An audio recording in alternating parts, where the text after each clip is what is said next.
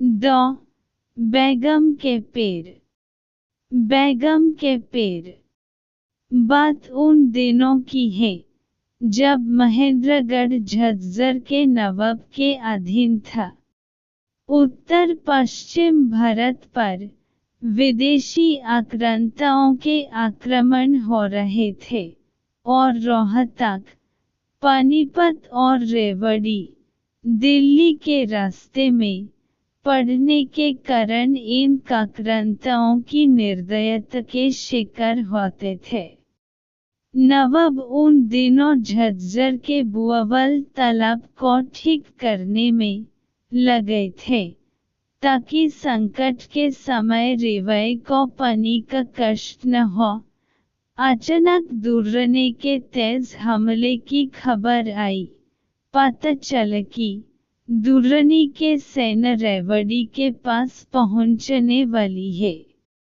तुरंत नवाब ने रियासत के जांबाज सिपाही सालारों और वजीरों मनसबदारों की एक बैठक बुलाई।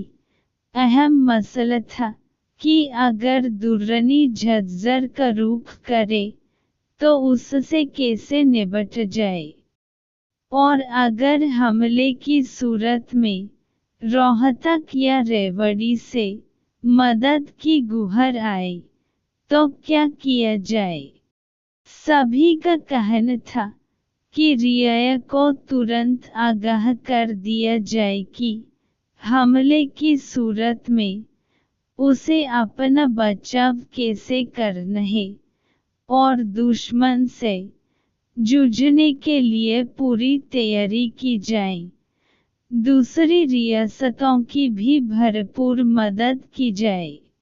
उसी दिन पूरी रियासत में नवाब की ओर से जुग्गी पेटवा दी गई कि हमले की सूरत में रियासत के कमजोर और बीमार लोग, औरतें और बच्चे भागकर पास के जंगल में छिप जाएं।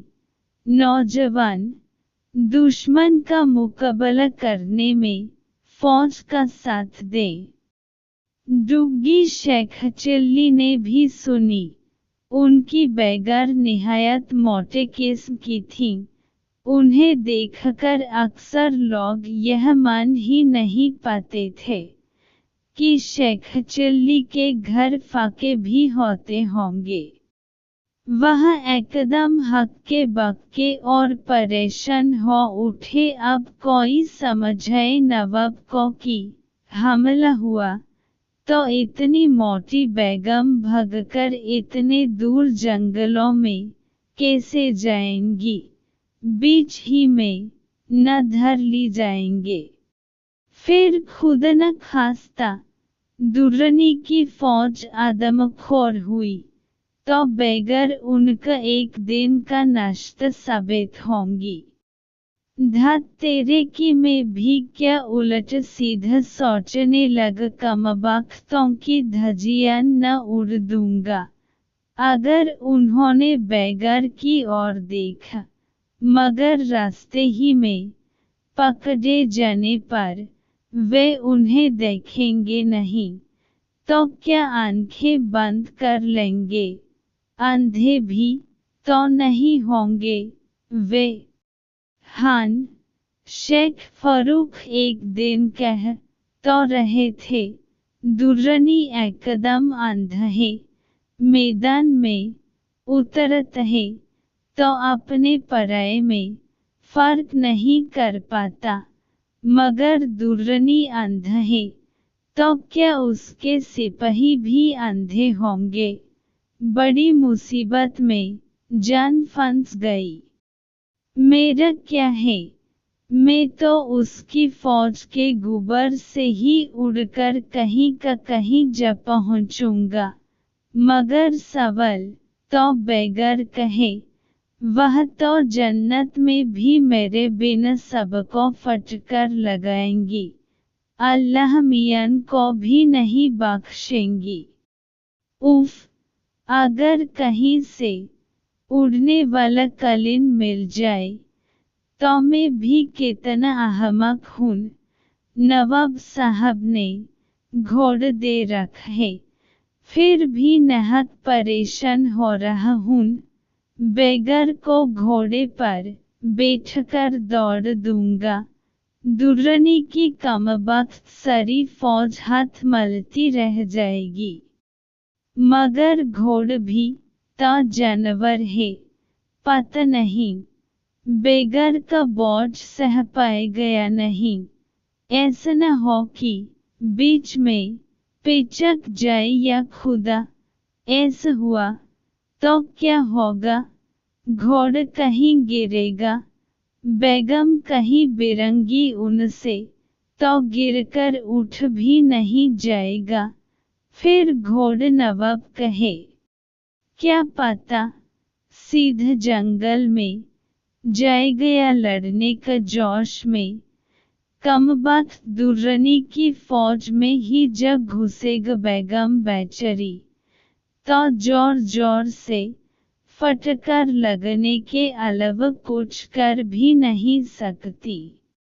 मन की उनके अब्बा हजूर एक जांबाज सिपाही थे। तलवार ऐसी चलते थे कि दुश्मन को छठी का दूध याद आ जाता था।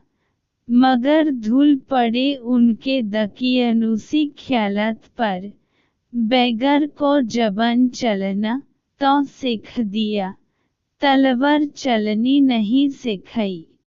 सीख देते तो उस समय कम न आती जब घोड़ा उन्हें लिए दुर्रानी की फौज में जा घुसता। मगर यह मन की घोड़ा दुर्रानी के फौज में घुस जाएगा, मगर बेगर का पास तलवार कहन से आएगी। अल्लाह मियां आसमान से तो टपक नहीं देंगे कि लो मेरे बंदे शेख चिल्ली की बेगा, तलवार लो और काट डालो दुर्रानी की गर्दन। अल्लाह मियां इतने मेहरबान होंगे तो बेगम दुर्रानी की गर्दन जरूर काट डालेगी। कितना मजा आएगा उस दिन। दुर्रानी की फौज में दहशत छा जाएगी। उसके सारे सिपाही मैदान छोड़कर भाग जाएंगे। नवाब उन्हें हिरनी से भगत देखेंगे, पूछेंगे यह अनहोनी कैसे हुई, किस आसमानी ताकत ने यह सब किया। तभी भेदिया आकर नवाब को बताएगा, हुजूर एक मोटी औरत ने तलवार से दुर्रानी की गर्दन उड़ दी। नवाब और हैरान होंगे, तपक से कहेंगे वह औरत है या फरिश्तों की मलिका, उसे पूरी इज्जत के साथ दरबार में पेश करो। पेश करो नहीं नहीं, नवाब कहेगा कि हम खुद उसकी कदमबोसी करेंगे। फिर वह घोड़े से उतरकर नंगे पैर बेगम की तलाश में निकलेगा, वैसे ही जैसे शहंशाह अकबर नंगे पैर वैष्णो देवी की जियारत पर निकले थे। बेगम दुर्रानी का खून से लथपथ सिर तलवार की नोक पर टांगे मैदाने जंग में खड़ी होंगी। नवाब उसकी कदमबोसी करेगा, बार बार सजदे में झुकेगा। अपने सभी अमीर उमराव को बेगम के पैरों की धूल माथे से लगने को कहेगा, पैर चूमने को कहेगा। सभी बेगम के पैर चूमेंगे। नवाब मुझसे भी उनके पैर चूमने को कहेगा। भला अपनी बेगम का पैर मैं कैसे चूम सकता हूँ? मैं कहूँगा नहीं। नवाब जोर से चिल्लाएगा, चूमो। मैं फिर कहूँगा नहीं। नवाब बौखला उठेगा, सिपाहियों से कहेग पकड़ लो इस मरदूत को और डाल दो इस आसमानी ताकत के पैरों पर। नवाब के सिपाही मुझे पकड़ लेंगे और फिर और जोर से धमकी आवाज हुई। ता शेख चिल्ली ने देख वह चरपाई से लुढ़ककर नीचे सब्जी छिलती बेगम के पैरों में गिर पड़े हैं। आग लगे इस बोर्डमपने में, बेगम जोर से चीखी। अच्छा हुआ दरंती पर नहीं गिरे, हो जाती खत से गर्दन अलग। और शेख चिल्ली बेचारे क्या कहते खिसिया न हो, चुपचाप छत पर चले गए। हान अलबत्ता दुर्रानी के हमले का डर उन्हें और ज्यादा सताने लगा था कि कहीं सचमुच में बेगम के पैर ही चूमने न पड़ जाएं।